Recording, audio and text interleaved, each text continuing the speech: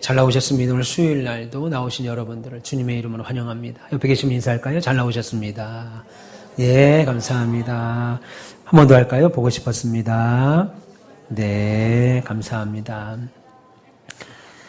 오늘 우리가 읽으신 45장 25절부터 46장 6절까지의 이 본문의 말씀은 저 개인적으로는 야곱의 일생에서 가장 극적인 장면, 어떤 드라마틱한 장면이라기보다도 가장 감동스러운 장면이라고 저는 개인적으로 생각합니다.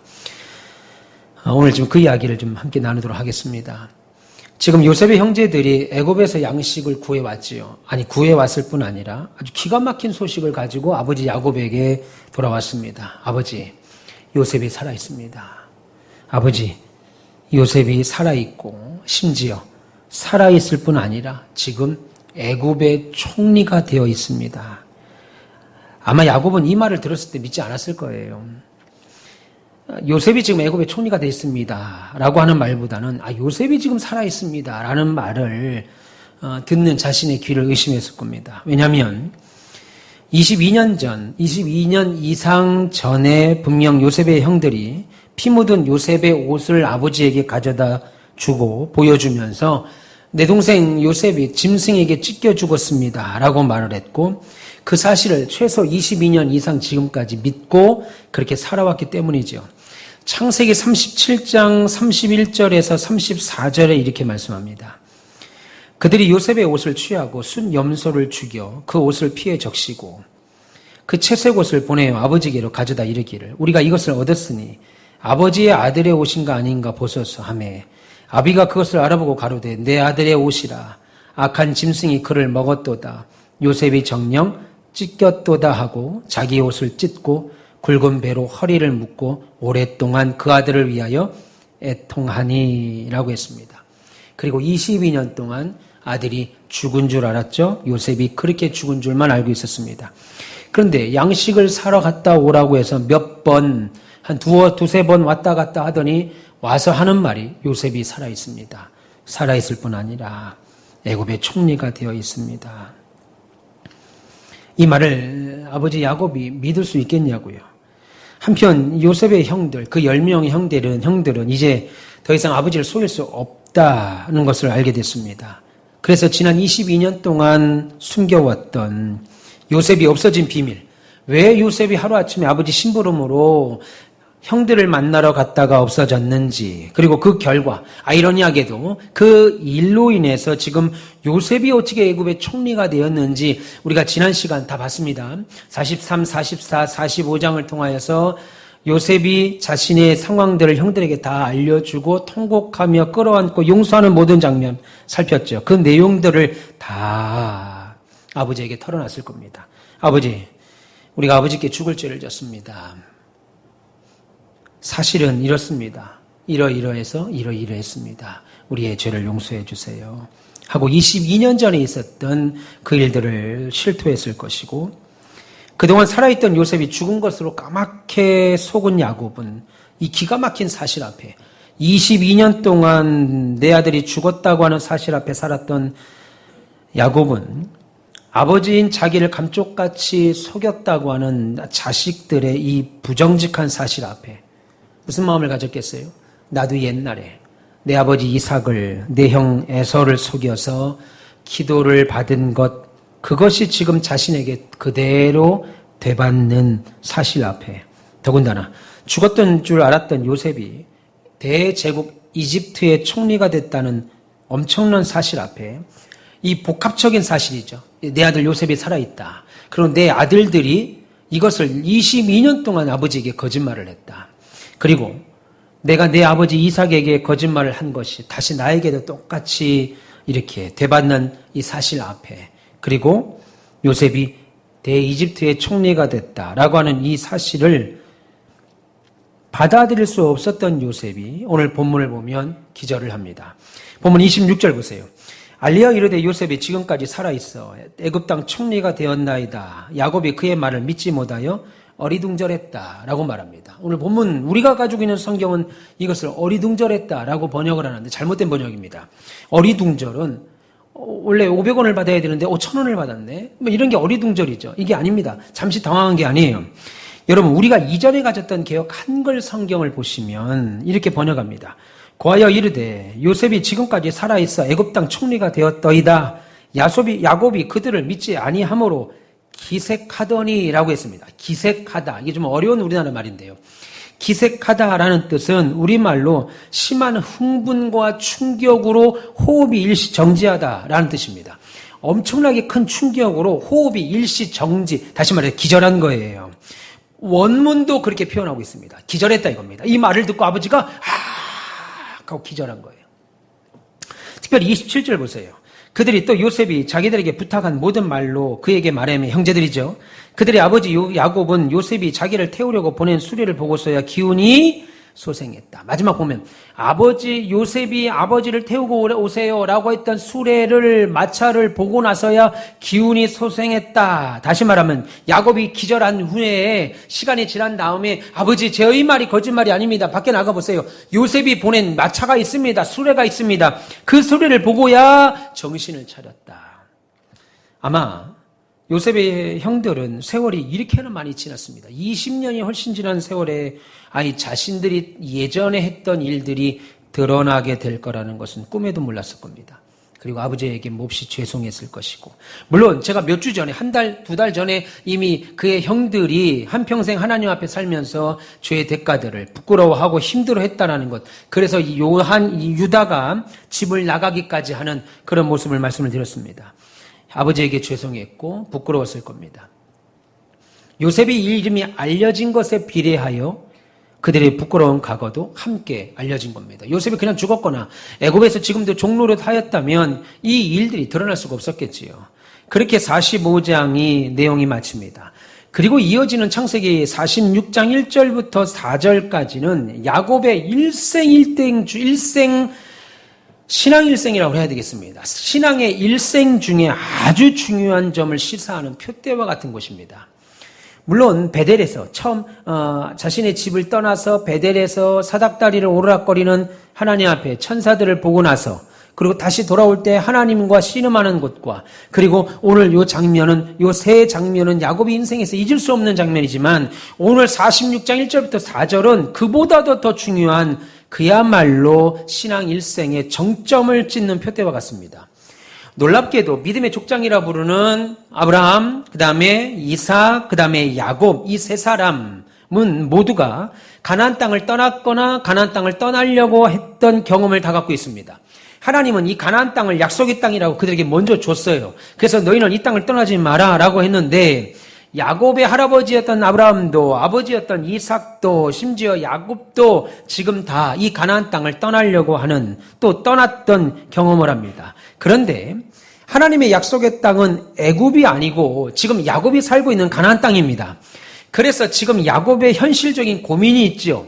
하나님은 내 할아버지 아브라함과 내 아버지 야곱, 내 아버지 이삭과 나에게까지 하나님은 어디에서 복을 주신다고 그랬냐면 지금 살고 있는 이 땅, 가나안 땅에서 복을 주시겠다고 했는데, 죽은 줄만 알았던, 어느 날 죽은 줄로만 알았던 요셉, 자신이 사랑했던 라헬의 첫째 소생이었던 요셉이 살아있을 뿐만 아니라 지금 요셉이 자신을 공양하겠다고 애굽 땅으로 부르고 있기 때문이죠.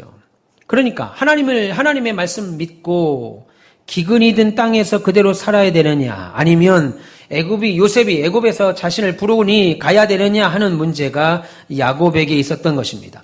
여기서 말하는 문제라는 말은 야, 이거 가야 되냐 말아야 되냐, 야, 이거 지금 어떻게 해야 되냐, 이 말이 아닙니다.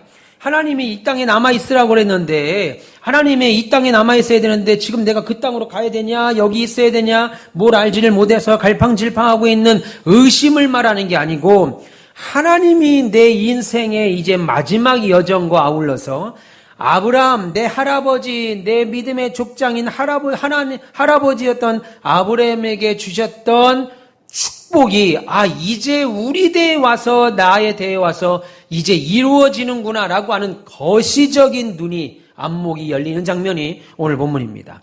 그래서 본문 1절 보세요. 46장 1절 보시면 이스라엘이 모든 소유를 이끌고 떠나 브엘세바에 이르러 그의 아버지 이삭이 하나님께 희생 제사를 드렸다. 그렇게 말합니다. 재밌는 장면은요, 야곱이 어디를 떠나면서 하나님께 물었던 장면이 오늘 46장에 처음 등장합니다. 그의 고향을 떠나 하란으로 갈 때도, 그 밤에 내가 이러이러한 죄를 짓고 혹은 이러이러한 축복의 기도를 받고 외삼촌 라반이 살던 하란을 떠날 때도, 그리고 하란에서 20년을 종아닌 종살이 20년 넘게 생활을 청산하고 다시 고향으로 출발할 때, 하란을 다시 떠날 때에도, 그리고 오는 과정에 숫곳이라는 곳에 머물 때에도 한 번도 하나님께 물었다라는 말이 나오지 않습니다. 그런데 오늘 이 장면에서는 하나님께 제사하는 장면이 나옵니다. 여러분, 창세기 12장에 보면 아브라함도 하나님이 떠나지 마라라고 하는 가나안 땅을 묻지 않고 떠납니다. 12장 10절에 그 땅에 기근이 있으므로 아브라함이 애굽에 우고하여 그리로 내려갔다. 가나안 땅의 기근이라는 문제, 어려운 문제, 돈 문제, 재정 문제, 재산 문제, 먹고 사는 문제가 딱 부딪히니까 그냥 아브라함도 애굽으로 바로 떠났습니다. 또 창세기 26장에 그의 아버지 이삭도 묻지 않고 가나안 땅을 떠나려고 했습니다. 이 창세기 26장 1절과 2절에 아브라함 때에 첫 흉년이 들었더니 그 땅에 또 흉년이 들매 이삭이 그랄로 가서 블레셋 왕 아비멜렉에게 이르렀더니 여호와께서 이삭에게 나타나 애굽으로 내려가지 마라. 내가 내게 지시한 땅에 거하라. 가나안 땅, 하나님이 약속하신 땅에 거하라 라고 말했습니다. 그러니까 할아버지나 아버지나 하나님이 약속한 땅에서 거할 때 어려움이 찾아오니까 묻지 아니하고 그냥 본인의 생각으로 떠났습니다. 따라서 야곱은 오늘 마지막으로 46장 1절에 놀라운 장면이죠. 하나님께 희생 제사를 드렸다. 요셉도 지금 야곱도 요셉이 애굽에서 살아있을 뿐 아니라 지금 애굽에서 총리가 되어서 나를 부르고 있다라고 하는 소식에 이스라엘이 야곱과 그의 자손들은 바로왕이 보낸 마차에 수레에 식구들과 재물을 싣고 헤브론을 떠나 이제 애굽으로 출발합니다. 그런데 오늘 본문에 보니까 말씀드린 것처럼 야곱은 무작정 애굽으로 출발하지 않습니다. 애굽으로 가지 아니하고 그의 조상들이 하나님께 제사를 드렸던 브엘세바에서 희생 제사, 다시 말해서 감사 제죠, 드립니다. 여러분, 브엘세바가 어디예요? 브엘세바는 맹세의 우물이라고 하는 뜻을 갖고 있는 창세기 21장 33절, 그 다음에 26장 25절에 보면 그의 할아버지 아브라함과 그의 아버지 이삭이 거주했던 곳이고 거기서 그곳 왕 아비멜렉과 맹세를 했던 곳입니다. 그곳에 다시 와서 지금 야곱이 하나님 앞에 감사제를 지내는 거죠. 다시 말하면 이 말이 많은 목사님들이 신학자들이 주석이나 책을 보면 이삭이 지금 야곱이 이제 가나안 땅으로 가야 되나, 가나안 땅에 머물러 있어야 되나, 애굽으로 가야 되나라는 것에 대한 고민이 있었고 주저했고, 그래서 더 나아가서 자식들이 아니 우리 아버지 참 이상하다. 자기의 자식이 지금 애굽의 총리가 돼서 자기를 부르는데 흉년이들은 이게 먹고 살 것도 없는 가나안 땅에 뭐 미련이 있다고 저렇게 남아서 고민하고 있냐. 당연히 애굽으로 가야지라고 말하는 분들도 계시는데 그건 성경을 잘못 보고 있는 거예요. 이미 야곱은 이때 하나님의 믿음의 완전한 믿음의 승리자로 올라섰습니다. 다시 말해서 그의 자녀들이 얼마나 보세요. 지금 하나님께서 야곱이 브엘세바에서 제사를 지내고 재미있는 장면이 하나 나오죠. 아버지를 바로왕이 보낸 수레에 태우고 그의 아내와 자녀들을 태우고 10명의 자녀들은 수레에 타지 않습니다. 수레에 타지 않고 그 수레를 끌고 걸어가는 장면이 나오죠. 온전한 회복, 자식과 부모 간의 관계 설정이 다시 됩니다. 여러분, 지금 야곱은 가야 되냐 말아야 되냐 갈팡질팡하고 있는 게 아니에요. 그래서 묻는 것이 아니고 이제 내 할아버지 아브라함에게 말했던 너는 하늘의 별과 같이 바다의 모래알과 같은 크고 엄청난 민족을 내게 줄 것이고 너는 복의 근원이 될 것이고 너희 민족을 저주하는 자는 내가 저주하고 너희 민족을 복주는 자에게 복을 줄 것이고 너는 모든 민족의 복이 될 것이다 라고 하는 것을 나부터 이제 성취되는구나. 라고 하는 영적 눈으로 봤습니다.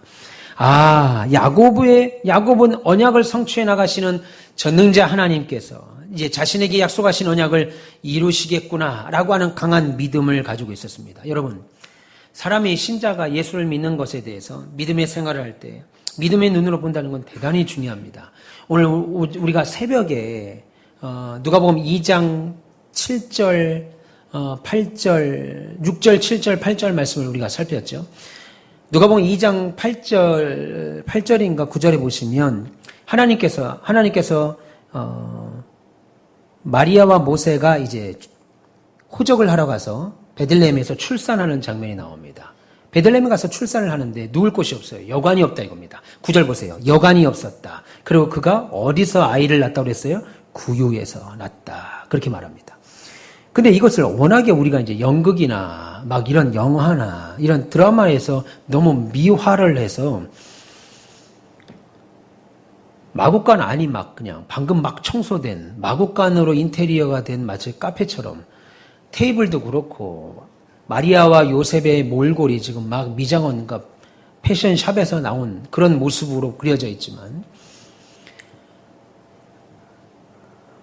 마리아에게 하나님이 수태고지를 하죠. 가브리엘 천사를 보내서 너에게 자녀를 낳을 것이다.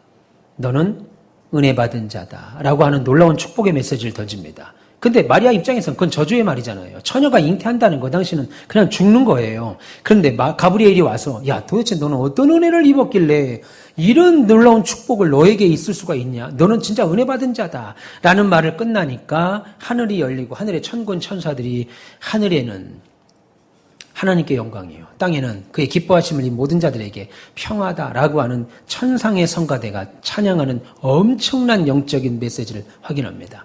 그뿐 아니죠. 그의 남편 요셉이 내 아내 마리아가 임신했다는 소식을 듣고 아직 혼인하지 않은 장면에서 임신했다는 다음 주 수요일날 이 내용이 영상에 아마 나올 겁니다. 그런데 임신했다는 소식을 듣고 가만히 끊어내려고 할 때 가브리엘 천사가 다시 찾아가죠. 네 아내 데려오기를 주저하지 마라. 네 아내는 성령으로 잉태한 것이다. 라고 말을 합니다. 한마디로 이 일은 하나님이 작정하신 거다. 너희들이 부정모혈로 결혼하고 니들이 좋아가지고 니들이 좋아가지고 한 입을 덮어서 난 아이가 아니다. 이건 하나님이 하신 거다. 그러고 나서 가이사를 통하여서 호적 정리를 하러 가라고 하는 명령을 얻습니다. 구약에 있는 메시아의 오심을 확인하기 위하여 예언을 이루기 위하여 간 거죠. 그리고 베들레헴에 갔습니다. 갔는데 어떻게 해요? 여관이 없다. 성경 2장 9절에 딱 나옵니다. 여관이 없다. 이건 하나님의 일인데 이건 누가 봐도 하나님이고 아니 하나님이 가브리엘 천사를 통해서 천사가 놀랄 만큼 야 어떻게 이런 일이 있을 수 있냐. 너 도대체 하나님께 어떻게 보였길래 하나님이 내게 이런 은혜를 주시냐 라고 말할 정도의 하나님의 축복된 일인데 베들레헴에 딱 오자마자 여관이 없습니다. 잠잘 자가 없어요. 잠잘 데가 없어요. 그리고 잠잔다고 그리고 나서 아이를 낳는다고 구한 것이 어디예요? 마구간이라 이겁니다. 마구간, 구유. 마리아 입장이라면 생각해 보세요. 야, 이게 지금 하나님 뜻이야, 이게? 아니, 야, 요셉 입장에 한번 보세요. 야, 이게 지금 하나님의 뜻이야? 하나님의 뜻이라면 베들레헴에 여관이 빈 방이 없다 그러면 하나님이 베들레헴 아니라 어디라도 호텔을 만들어 놓고 그야말로 준비된 온갖 시녀들을 만들어 놓고 아니면 예루살렘 성 왕이 살고 헤롯이 살고 있는 성 안에 가서 거기서 애를 낳는 게 상식적인 거지. 야 이게 지금 여러분 예수 믿다가 하나님 앞에 헌신하고 수고하고 애쓴 결과로 아이를 낳는데 집에서 날 데도 없고 조산소도 갈 수도 없고 병원도 갈 수도 없고 애 낳고 나면 뭐 하죠? 애 낳고 나면 어디 가지 우리? 예? 산후조리원 갈 돈도 없어가지고 여러분들이 배를 막 움키고 다니다가 내 앞집에 살고 있는 사람들의 개집에서 애를 낳아요. 그래서 여러분 그 개집 안에다가 애를 낳았다고 생각해 보세요. 뭐라고 하겠습니까? 하나님 자녀를 주셔서 감사합니다 하겠어요? 육두문자 나오죠. 사람을 도대체 얼마나 나를 비참하게 만들려면 나를 이따위 짓을 만드냐 하나님이. 나 하나님 안 믿을란다. 저 같아도 안 믿을 것 같아요. 성경이 잘 보세요. 누가복음 2장은 아주 의도를 가지고 그 얘기를 하고 있습니다. 하나님이 수태고지를 천사를 통해서 엄청난 축복의 메시지, 하늘이 다 열려 천상을 보게 하고 베들레헴에 딱 오는데 여관이 없습니다. 잠잘 자리가 없다고요. 그래서 애를 난다고 한 게 마구간이었습니다. 그게 부모가 울지 않았겠어요? 야, 예수 믿는 게 뭐 이따이냐? 야, 예수를 믿은 게 뭐 이래? 나한테 돌아온다는 게 뭐 이래? 아니, 하나님의 은혜 받은 게 뭐 이래? 가뜩이나 나 지금 애를 낳아서 언제 돌에 맞아 죽을지도 모르는 상황은 여전한데, 아니, 거기에 자식까지도 지금 말구유에 마구간에서 애를 낳는다는 게 말이나 되냐고요. 그런데 성경은 마리아와 요셉, 우리가 마리아하고 우리가 요셉이라면 아마 돌아갑시다. 이거 다 필요 없습니다. 이거 뭐 예수 믿는 게 이거 다 필요 없어요. 근데 마리아와 요셉은 한순간도 하나님 앞에 원망한 적이 없고, 오히려 성경은 동방박사를 통해서 3가지 놀라운 선물을 받고, 그때 하늘이 열리면서 내 사랑하는 독생자임을 하나님이 확인시켜 주죠. 하나님의 일이, 우리가 오해하는 것이 있습니다. 하나님의 일을 할 때는 꽃길을 깔릴 거라고 생각해요. 하나님의 일을 할 때는 꽃길이 깔릴 거다. 그래서 어떤 어려움도 없고 장애도 없고 불편도 없고 괴로움도 없고 그냥 만사 형통하고 쭉쭉쭉 만나는 사람마다 다 형통될 거라고 생각을 합니다. 그런데 우리 하나님은 그렇게 말하지 않습니다. 우리 하나님은 저와 여러분들을 어디서 훈련시키냐면, 하나님이라고 하는 온전한 곳, 하나님이라고 하는 안전한 곳, 하나님이라고 하는 아름다운 곳 안에서 온갖 장애물들을 만나고 걸고 넘어지고 잡아뜨리고 하면서 하나님이 우리를 온전한 신자로 세워간다고요. 하나님이 없는 곳에서 마치, 그런데 우리의 눈은 하나님의 보호하심 안에 있다는 걸 모르고 장애물만 보니까, 어려움만 보고 자빠지고 넘어지는 것만 보니까 내 눈에는 하나님 보호 안에 있다는 거 안 보이죠. 그러니 우리의 입에는 늘 원망 불평이 끊임없이 나올 수밖에 없어요. 그래서 우리의 믿음의 눈이 얼마나 넓어야 되는지, 얼마나 커야 되는지. 여러분, 인생을 살다 보면 나이가 들수록 연약해집니다. 믿음이 약해져요. 나이가 들면 믿음이 약해집니다. 나이가 들면 믿음이 약해지고 소위 말하는 쉬 삐지죠. 의지도 약해져요. 강단도 약해집니다. 작은 것에 상처를 받아요. 그래서 여러분, 한 살이로 나이가 많아지면 뭘 더 여러분들이 원해야 되냐면, 통장의 잔고, 연금에 수령할 연금의 액수, 이게 아니고 무엇을 먼저 더 확인하시고 체크해야 되냐면 여러분들의 믿음이에요. 나이가 들면은요, 야, 저 사람이 저렇게 나이 들었더니 저렇게 믿음이 없었어? 예. 야, 나이가 들었더니 저 정도밖에 안 되던 사람이야? 라는 것이 나이가 들면 방강제적으로 그래요. 그렇게 될 수밖에 없어요. 나이가 드니까 새벽에 일어나기 힘들잖아요. 피곤하죠. 오기 권사님 머리 많이 아프세요? 예, 서순석 씨가 와서 아주 한숨을 쉬어가면서 세상이 다 꺼지듯이 나한테 목사님이 기도해 주셔서 감사한데 더 기도해달라고 그러더라고요. 날 때부터 머리 아프지 않았을 거 아니에요. 그죠?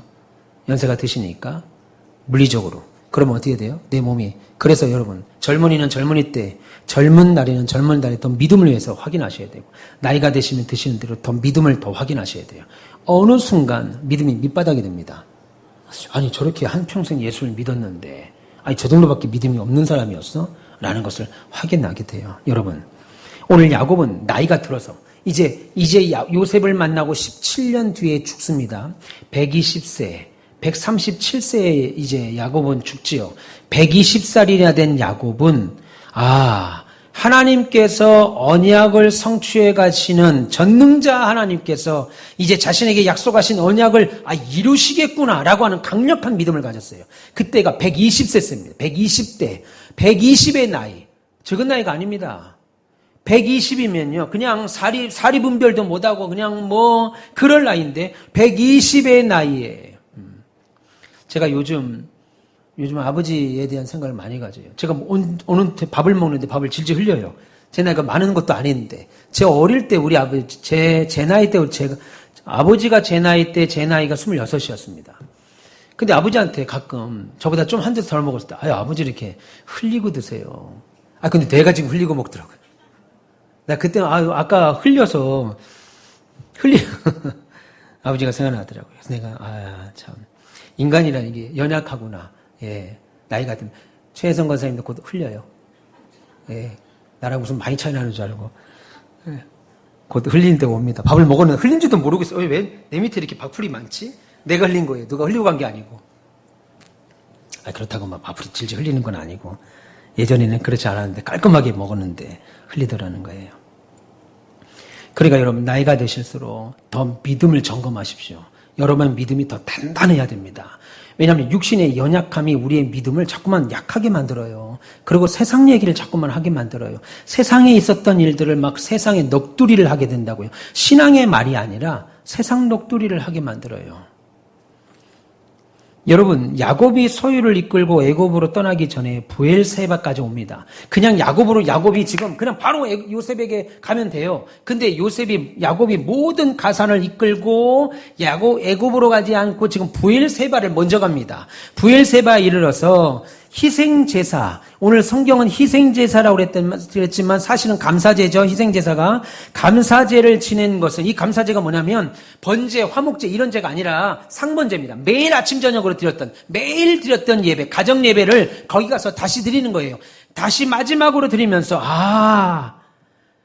이 여정이, 내가 지금 애굽으로 내려가는 이 여정이 내가 이 가나안 땅을 밟는 마지막이구나 라고 하는 것을 야곱은 알았죠.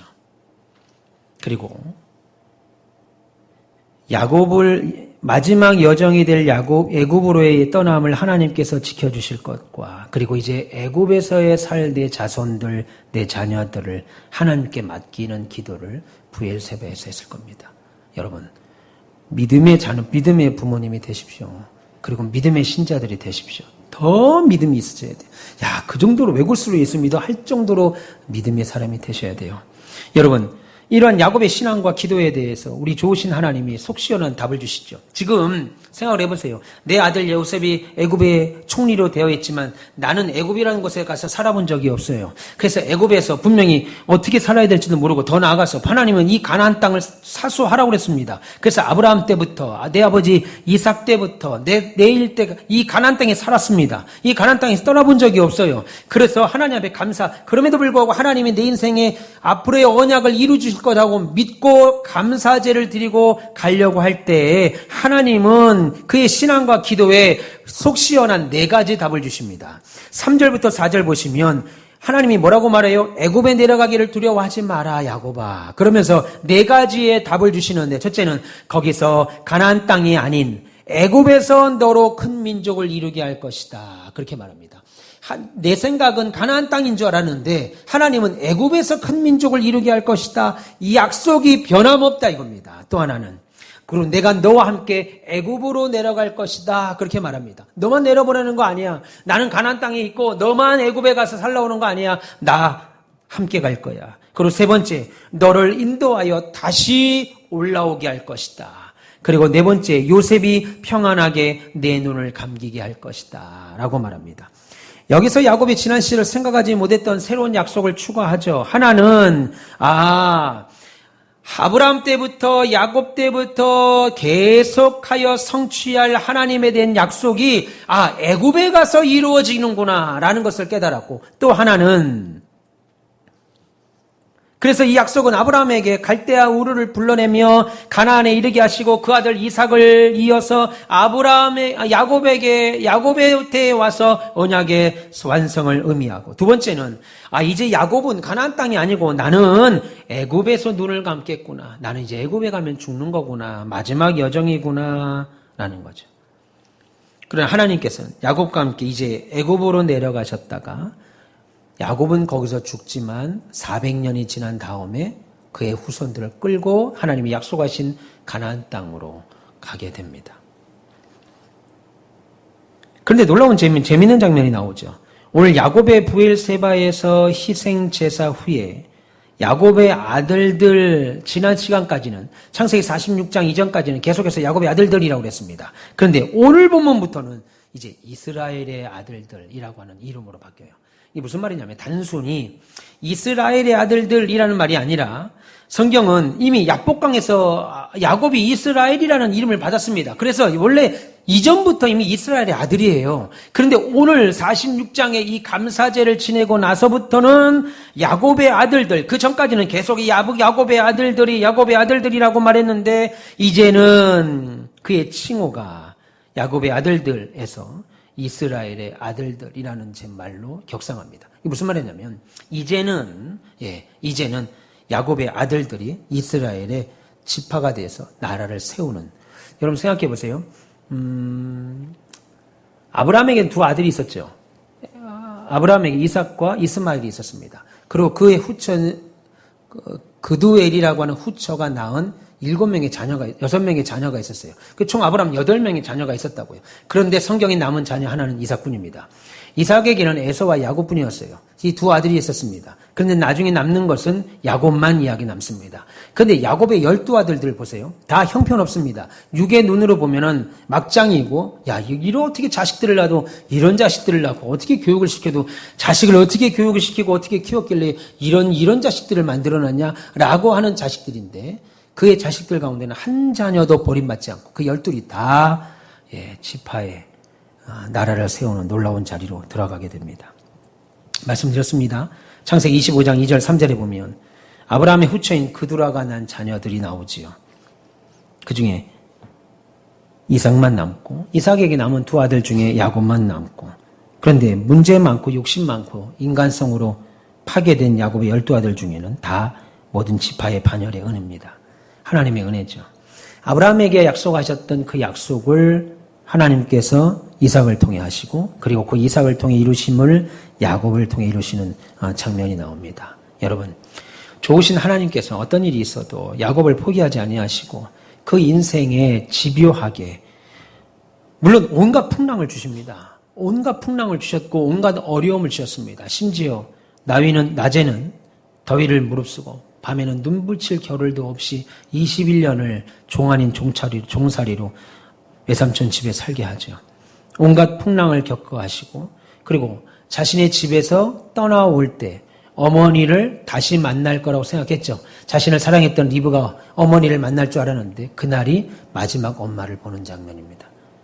온갖 풍랑을 막 겪어하면서 자신이 사랑했던 라헬은 노상에서 길바닥에서 죽는 모습, 고달프리만큼 간섭하셨고 그 결과 이스라엘이라고 하는 놀라운 나라, 민족을 이루게 하십니다. 그 시작을 지금 60만, 장정만 70명, 어른 자녀 70명이 애굽으로 내려가는 모습에서 이미 하나님은 장정만 60만, 다시 말해서 250만이 400년 뒤에 나올 것까지 우리 하나님은 함께 보고 있는 거죠.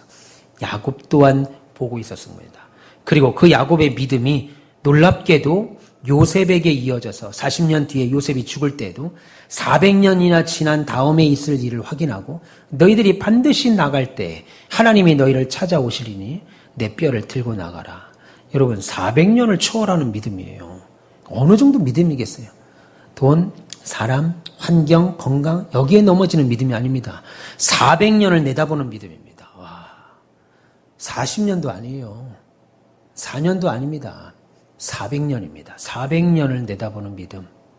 그 믿음이 결국 그의 아들 요셉도 아버지의 믿음을 전수받아서 400년 뒤에 출애굽할 것을 확실히 믿었죠. 여러분, 교회는 하나님이 이루어 가십니다. 제가 세우는 것도 아니고, 아까 우리 권사님 기도하신 것처럼, 하나님이 저를 통해서 우리 가운데교회를 세우셨지요. 그러나 세우기만 하고, 세운 것은 저지만, 그 교회를 먹이시고, 입히시고, 자라게 하시는 이는 하나님이십니다. 여러분 인생도 마찬가지예요. 여러분의 인생이 언제 끝이 날지 우리는 알 수 없습니다. 그러니까, 여러분들이 바라보고, 걱정하고, 또 두들겨보고, 또 두들겨 봐야 될 것은 여러분의 건강, 여러분의 통장 잔고, 여러분의 연금, 다 필요합니다. 그럼에도 불구하고 여러분의 믿음을 먼저 확인하셔야 돼요. 여러분의 믿음. 말씀드렸습니다.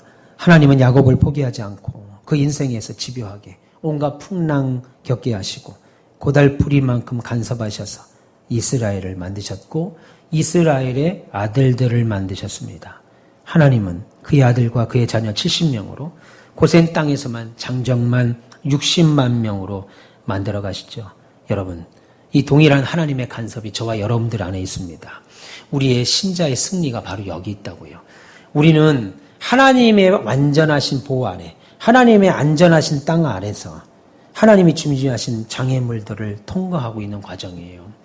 아무것도 없는 허허벌판에서 장애물만 딱 던져주시고 거기서 어떻게 살아남나 보자 서바이벌 게임이 아니고 예수께서 준비하신 하나님의 온전한 완전하고 온전하신 품 안에서 저와 여러분들이 하나님의 은혜 가운데 성장하고 있다는 것을 기억하시길 축원합니다. 오늘 야곱은 내 아들 요셉을 만나러 가는 기쁨 못지않게, 아니 그 이상으로 분명히 하나님이 나를 통하여 이제 이 언약을 이루시는구나 라고 하는 눈을 보게 됐죠.